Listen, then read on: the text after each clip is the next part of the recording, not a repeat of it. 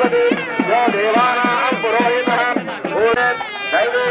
स्वस्तिरस्तुनः स्वस्तिर्मानुषेभ्यः ऊर्ध्वं जिगात भेषजं तमेव विद्वानमृत इह भवति नान्यपन्थान्यमयन्तु देवाः तानि धर्माणि प्रधान्यासु देवनाथं धर्मावसुषन्ते यत्र पूर्वे साक्षात् सन्ति देवाः अद्य सम्पूर्णतः पृथिवैरसाश्च विश्वकर्मणः समवर्तुकाले तस्य पञ्चविंशः द्रौपमेति तत्पुरुषस्य विश्वमाजानमग्रे वेद चक्रपरिद्वान् बृहस्पतिः तमेव विद्वानमृत इह भवति नान्यपन्थान्यमयन्तु वेदामेकं पुरुषं महान्तम् आदित्यवर्णं तनुदस्तुभारे सर्वाणि रूपाणि विशिष्य देनः नामानि वृत्ता अभवन् अदास्ते दाता परुत्तादीनेषु भयाततः तस्मात्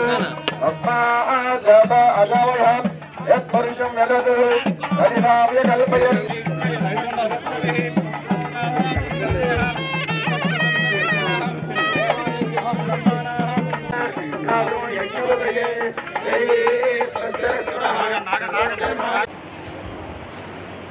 హలో హలో ఈ రోజు కుర్చీలో కూర్చున్న వాళ్ళందరూ నాయకులందరూ కూడా మరి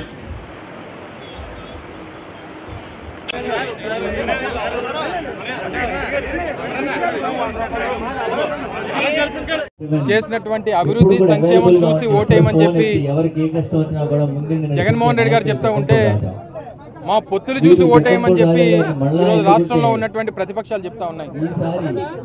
పొత్తులు చూసి ఓటేయాలా లేదా రాష్ట్రంలో జరిగినటువంటి అభివృద్ధి సంక్షేమం వైఎస్ఆర్ కాంగ్రెస్ పార్టీ ద్వారా జరిగినటువంటి సంక్షేమం అభివృద్ధి చూసి ఓటేయాలనేటువంటిది ప్రజలు ఇప్పటికే నిర్ణయానికి వచ్చారు.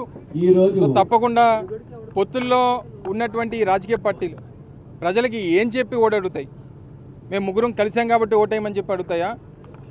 లేదా మేము గడిచినటువంటి 14 సంవత్సరాలు ముఖ్యమంత్రిగా మేము పనిచేసినప్పుడు పేదవాడికి ఏ రకమైనటువంటి సంక్షేమం అభివృద్ధి చేయలేదు కాబట్టి మాకు ఓటేయమని చెప్పని అడుగుతాయా? లేకపోతే నేను ఒక రాజకీయ పార్టీని పెట్టి కేవలం ఇంకో రాజకీయ పార్టీ పల్లకి మోయడానికి మాత్రమే ఉన్నానని చెప్పి ఇంకొకరు చెప్తారా? లేదా రాష్ట్రానికి ఇచ్చినటువంటి విభజన హామీలు 2014లో అమలు చేస్తామని చెప్పినటువంటి ఒక రాజకీయ పార్టీ ఇప్పటికీ కూడా ఏది అమలు చేయకుండా ఇబ్బంది పెడుతున్నటువంటి ఇంకొక రాజకీయ పార్టీ చేసినటువంటి కార్యక్రమాలను చూసి ఓటేయమని అడుగుతారా? లేదా పరోక్షంగా ఈ రాష్ట్రాన్నే విభజన కారణమైనటువంటి మరో జాతీయ పార్టీ అండదండగా నిలబడి పరోక్షంగా జగన్మోహన్ రెడ్డి గారి మీద విమర్శలు చేస్తున్నటువంటి ఆ రాజకీయ పార్టీని చూసి ఓటేయమంటారా? దేనికి ఓటేయాలి చెప్పండి? దేనికి కూడా వారికి అర్హత లేదు, ఓటు అడిగేటువంటి అవకాశం కూడా ఈరోజు ప్రతిపక్షాలకి లేవు. ఇటువంటి కూటములు ఎన్ని రాజకీయ పార్టీలు కలిసి వచ్చినా వైఎస్ఆర్ కాంగ్రెస్ పార్టీని జగన్మోహన్ రెడ్డి గారిని కనీసం టచ్ కూడా చేయలేరు. మా టార్గెట్ ఏదైతే ఉందో ఆ టార్గెట్ని రీచ్ అయ్యేటువంటి దానికి ఈరోజు రాష్ట్రంలో ఉన్నటువంటి లక్షలాది మంది వైఎస్ఆర్ కాంగ్రెస్ పార్టీ కార్యకర్తలు పనిచేస్తూ ఉన్నారు. డెఫినెట్గా మళ్ళీ అంతిమ విజయం 2019లో ఏదైతే వైఎస్ఆర్ కాంగ్రెస్ పార్టీకి ఫలితం వచ్చిందో ఆ ఫలితానికి మించి ఫలితం వస్తుందని చెప్పి అందరం కూడా ఆశాభావాన్ని వ్యక్తం చేస్తాం. ఓ పక్క వైఎస్ఆర్ కాంగ్రెస్ పార్టీ సిద్ధం అంటుంటే రాష్ట్రంలో ఉన్నటువంటి వైఎస్ఆర్ కాంగ్రెస్ పార్టీ కార్యకర్తలు మేము పోరాటానికి యుద్ధానికి సిద్ధం, ఎన్నికలకి సిద్ధం, మళ్ళీ ఈరోజు రాష్ట్రంలో ఉన్నటువంటి ప్రతిపక్షాలని ఓడించడానికి సిద్ధం, ఈ రాష్ట్రంలో పేదవాడిని గెలిపించడానికి సిద్ధం అని చెప్పి మేము చెప్తా ఉంటే అమిత్ షా గారి ఇంటి ముందుకెళ్ళి మేము పొత్తులకి సిద్ధం, మేము సీట్లు తగ్గించు